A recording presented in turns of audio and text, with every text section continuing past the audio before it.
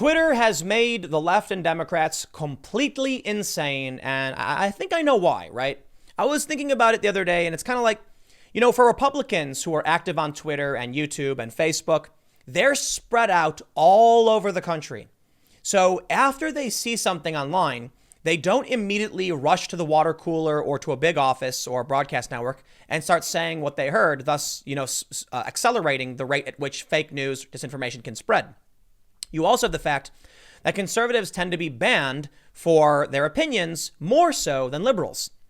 Let me show you this tweet from Dan Rather, and then I'll explain the urban effect of the rapid spread of disinformation. Dan Rather tweeted, "Here's a test for Republican senators. If you think it's unfair to suggest the president gleefully seeks scorched earth retribution against his critics, go on Fox News and say you want to see the documents and hear from witnesses. Then go check Twitter." That's my favorite part of this whole thing. Why? Why check Twitter? Because you want to see what 2% of the population thinks? Yes. You see, most people are not on Twitter. About 78% of America does not use Twitter. Of that 22% who does use Twitter, 80% produce 10% of those users produce 80% of those tweets. What that leaves you with is around 2 or so percent of the US. My math's probably wrong, but it's a ridiculously tiny fraction. It's about 2% of the US population that actually tweets actively. No, don't go on Twitter. Now let me go back to the urbanization effect of fake news. For the blue states, as we've seen with those maps where they call it Trump country and the Clinton, islands or whatever, blue states are actually just cities. The big dense urban areas are all blue, and then actually around them tends to be red. So here's what happens. You don't have a neighbor. You go on Twitter, you go on YouTube, you see a tweet, you see a comment, you see a story, you see Donald Trump tweet about Schiff, and you go, huh, and you chuckle, and then you turn around and you go back to doing your thing at your house. Your neighbors might live a little further away on average than in a city. Now, for the people who live in New York City, people like Dan Rather, he tweets this, other people see it. He immediately then turns to his neighbor because of the population density and says, hey, look at my tweet. And they say, oh, I see your tweet. And then you have all of these urban liberals rapidly spreading disinformation to each other, driving each other insane. And this is one I think, reason we see that graph where the left goes nuts and the Republicans don't. Another reason, of course, being that Republicans will get banned if they go nuts and the Democrats won't because they let them just say anything they want. For the most part, not always. The anti-war left does get purged. But I think it's also fair to point out, too, the Democrats are completely fractured in a million ways. So it's not, literally everyone. It just tends to be establishment and woke leftists will say insanity, insane nonsense, and they're fine. Dan Rather wants you to go check Twitter to see what Twitter has to say. Why? Who cares what a fringe faction of the population thinks? I don't check responses anymore. So I'll tell you this, all of you weirdo socialist people who complain all the time whenever I tweet, I don't read what you say. I know you tweet because it was last year or so, I would read my mentions and I eventually said, these are fringe wackos I don't care about. I have no reason to waste time reading your stupid opinions, so I don't. So by all means, comment as much as you want on my tweets. I'm not going to read it. I don't care. I've had people ask me, Tim, you have a lot of Twitter followers. How do you make that happen? And you know what I say? I don't know. I use Twitter as like a news feed, okay? I follow a bunch of accounts. When I tweet, I don't interact. I don't look at what people are saying to me. I just don't care. Twitter's not real life. I follow the New York Times and Reuters and some journalists to see what they're talking about. But for the most part, I mostly ignore the responses. Unfortunately, Dan Rather doesn't. These left-wing journalists do not. They encourage you to go and check Twitter and see what's being said. And then we get insane opinions like this. Oliver Darcy says, he's of CNN. It's not just Fox's opinion hosts who are skewing the playing field for Trump. It's also the network's straight news programs, which are doing so as well. And you know what his point was? That Fox didn't bring on the right person to comment on why Trump is in the right. Oh, heavens. When CNN brings their people out to rag on Trump all day and night, they're okay. But heavens, if Fox News actually has someone come out who has an alternate opinion to what CNN has. You know what I think happens? I think Fox News says, we already heard from you guys, CNN. We need an opinion on the other side. How about that? Now, I do think it's fair to point out, Fox News is conservative. They're biased. Of course, they got Hannity, Carlson, and Ingram.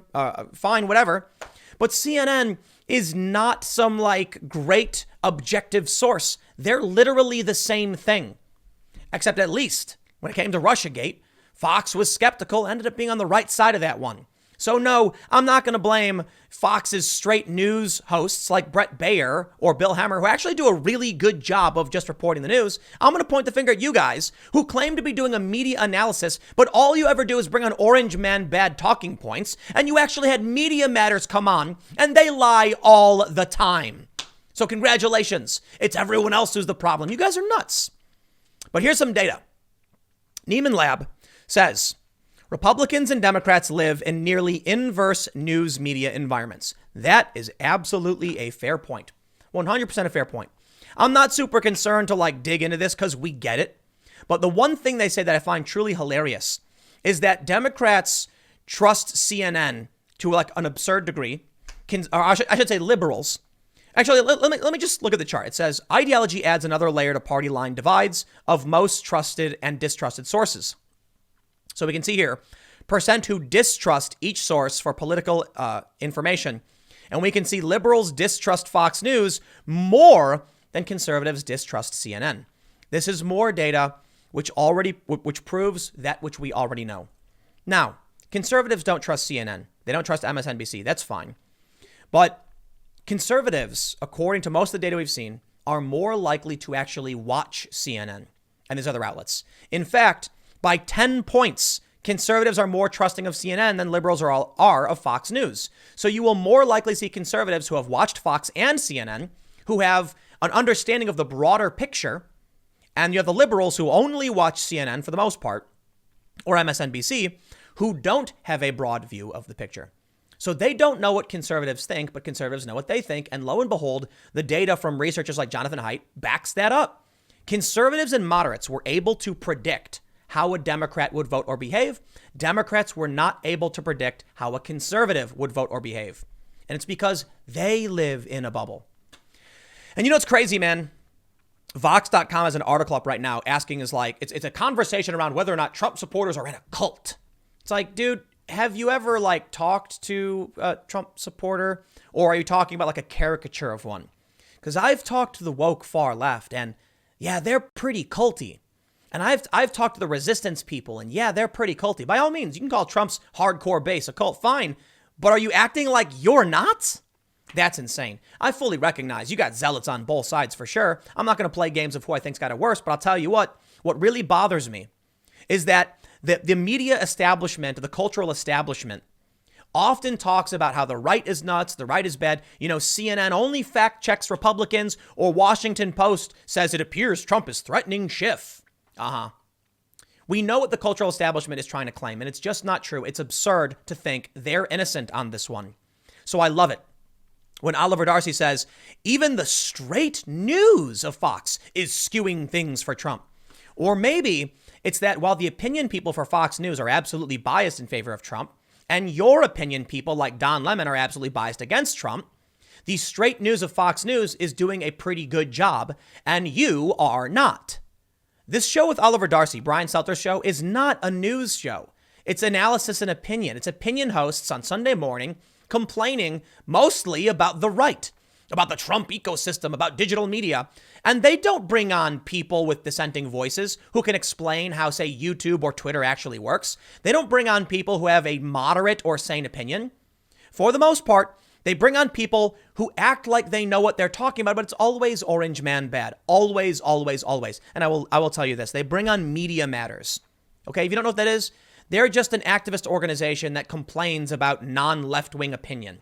They claim that I pushed they claimed I was a conspiracy theorist because I said once that the Star Tribune in Minneapolis claimed Ilhan Omar may have married her brother.